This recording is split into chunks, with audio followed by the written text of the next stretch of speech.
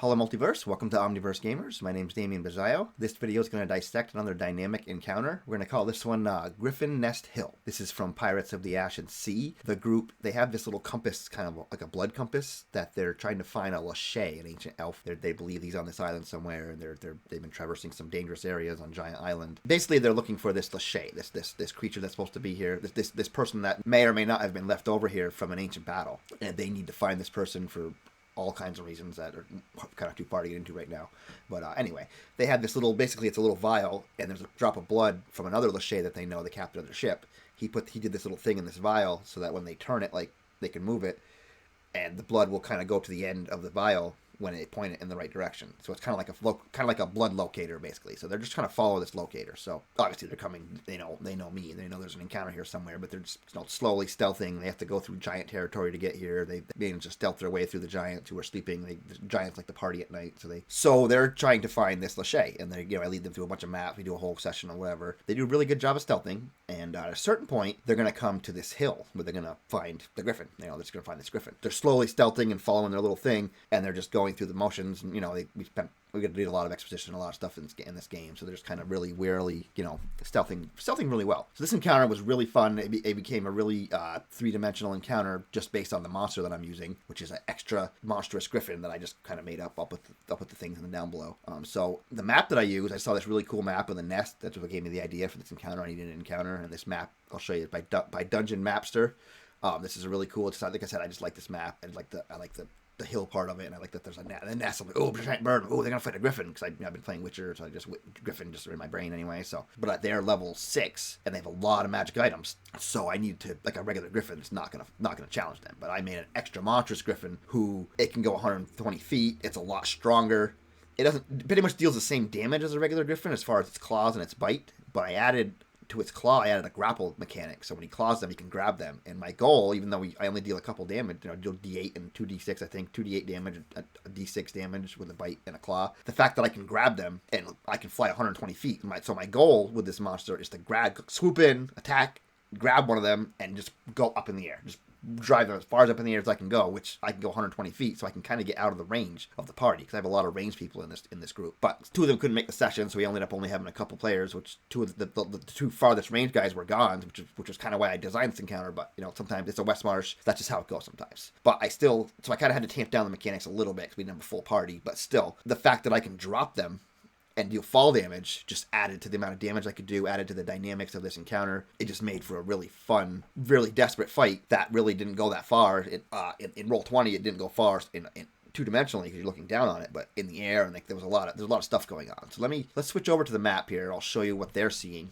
So they just kind of come here. They're going at night, so they can only see so far. And most of them have dark vision, all except for the turtle, who he steals goggles of darkness, dark vision from one of the other party members who isn't here today. They stuck into his room to steal his goggles so they could come here and do this at night to avoid the giants, basically. So as you can see, they're down here in the corner, and they're following this the little thing that they have. It's pointing directly northeast, so they're kind of, and there's these cliff side. I described the cliffs as maybe 10 feet high, 10 to 20 feet high, so they can either climb up it, or they can go around, so they slowly, they're creeping, they're doing very good, they slowly creep their way around, and eventually they're going to see this nest, and like, oh my god, a big nest of a big thing, like, what the heck, So even though they're stealthing, now they have to approach this nest, and they have to investigate, because the blood trail is leading right to this nest, and as they get there, they see this big shield, which is part of the map already. So what I did is, if you notice, this map is pretty big. I took this map and I kind of copied it and pasted it 4 times around itself. So this nest is on top, is in the center of this whole big map. The nest is in the center, and the hillside kind of goes down. I just kind of I can see if I can do like a montage, kind of show you how I did that. In Roll20, it just made it a bigger battlefield, which I didn't end up needing, but I wasn't sure how much I was going to grab them and pull them, and I had to fly 120 feet, so I wanted to be able to swoop out, swoop back in, grab them, bring them up, drop them, swoop another guy. That was my plan anyway. But anyway, so they get here, they see this shield and a bunch of blood, all this blood underneath the shield, and the shield's really, really nice looking and really fine, and there's a there's a piece of someone's skin, and there's like a little dagger and like a dagger strap that like looks like they got slashed in the leg, and they just dropped their shield here and they ran because they noticed there's 3 eggs in the nest, but there's also an egg missing. So that they get, they just starting to get their curiosity. Like, oh man, there's something big here and it has eggs, and we got to be careful. Of course, during that they stop stealthing because they're searching. So that's when my Griffin I give them perception checks, and they all do really bad, other than one person who's like, oh shit, he sees this Griffin just come, bam, and the Griffin I describe it as just, dive bombing out of the sky 120 feet, right at the rogue who's right here investigating, who is, the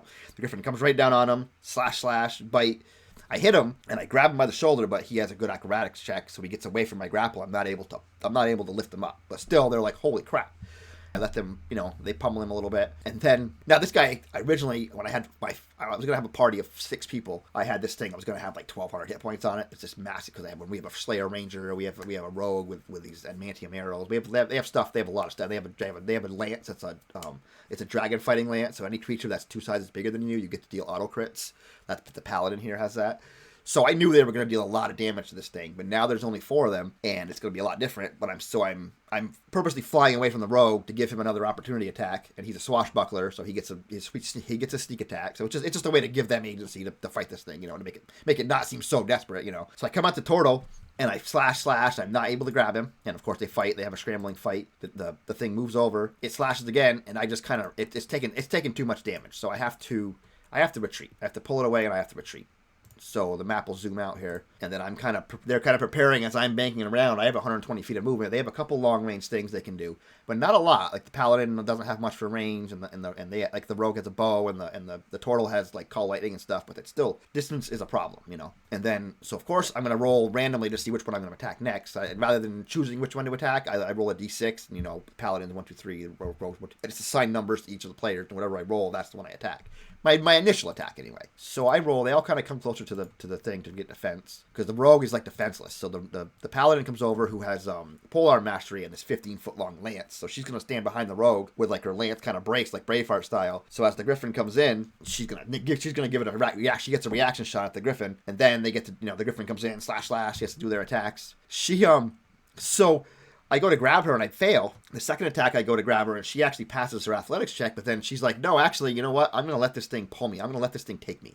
And I'm like, everyone else is like, what? And she's like, no, I'm gonna let it take me, because she's a paladin of vengeance, and she's Aasimar. She has this like evil aura that she can kind of damage things and weaken people. So she's just like, yeah, I'm just gonna let it take me. So I'm like, okay. So I take her. I fly. The rest of my movement is I think it was 40 feet up in the air. So they're trying to shoot this thing, and then now the druid who's been casting call lightning is kind of like, whoa, I don't want to hit my ally, but I'm like, this thing is huge. You could easily cast it behind it and clip the backside without hurting without hurting your paladin friend. So he's like, okay, they just keep pummeling it. So when my Griffin's turn, I fly up a little high. I fly maybe 20 feet higher. So while the paladin's there, she has this rope. It's called the magic rope, and it's called the rope of binding. And you can take it and you can kind of like twist it and touch it to itself, and it seals. It's almost like a pipe fitter / press and seal like thing that can wrap people up. And as soon as rope touches rope, it secures it. And her old character used it to like lasso monsters and dangle from them and like kind of do things. But now she's got this paladin, and she's just like, I'm going to pull out this rope and I'm going to tie myself to this thing's claw, the front claw that's got me. I want to wrap myself right up in it. And I'm like, okay. So everyone's like, what are you doing? She's like, I got to play it. So she wraps herself to this Griffin who's like, flying and holding her. He's really strong, so we can hold her no problem. But he's, it's obviously affecting him. And he has one less claw to attack with. So he's clawing, attacking her.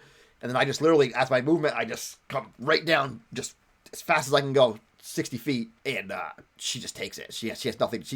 I give her a dex save, and I give the Griffin a dex save for the fall damage, but like, he's just smashing her right down to the ground. Bam! She takes it. They take the opportunity to attack the thing while it's on the ground. He flies over towards the Tortle, who the Tortle's pretty heavy, but it's the Griffin. I gave it monstrous power. I gave it like a 24 strength or something like that. I forget exactly what it was, but it's really strong anyway. So it's, he picked up the Tortle. Now I have the Tortle and I have the Paladin in 2 claws, which, now I'm going to bring them both up and drop them.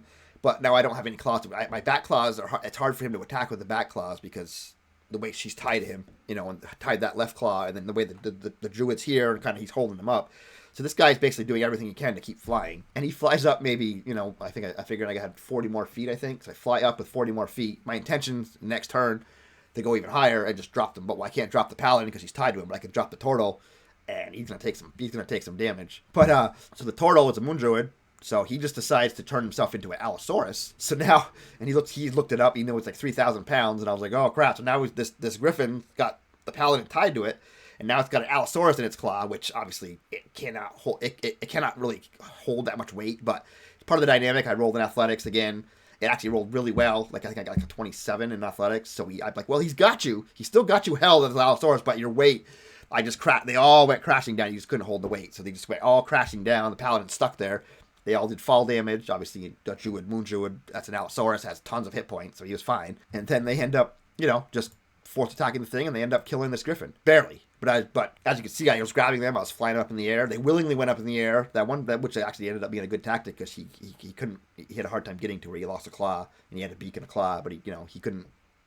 But she took a lot of damage from that. I think she went down to like 3 or 4 at one point, and they kept healing wording her, but she just kept taking a lot of damage. Yeah, this griffin was bad. And if I would have, like I said, I kind of nerfed them down to hit points down to 400 because there was 3 PCs here and one of their minions that they brought. So whereas if I would have had a full party of 6, this thing would have had 1,200 hit points, and this battle would have went on way more. I would have spread them. My goal was to grab them, fly them away up in the air, drop them, and spread them around the map so they're all kind of separated, and then he could like kind of pick them off one by one as they get out of range. But that's not the way it happened. It just encounters happen the way they happen. And then, they ended up killing this griffin. It was a really fun thing. And then they finally found their elf chick, and they did a whole bunch of stuff with them. But yeah, this is just a really cool griffin, an extra monstrous griffin encounter that, as you can see, it didn't happen in a very big spot, but because of the air and the fact that I did have all that area, I did have kind of a big, area to have tactical combat with the hill. Just the way that the combat went down and the way that it flows, it actually ended up being this little kind of small area. But it was very 3-dimensional. It was very, very tense.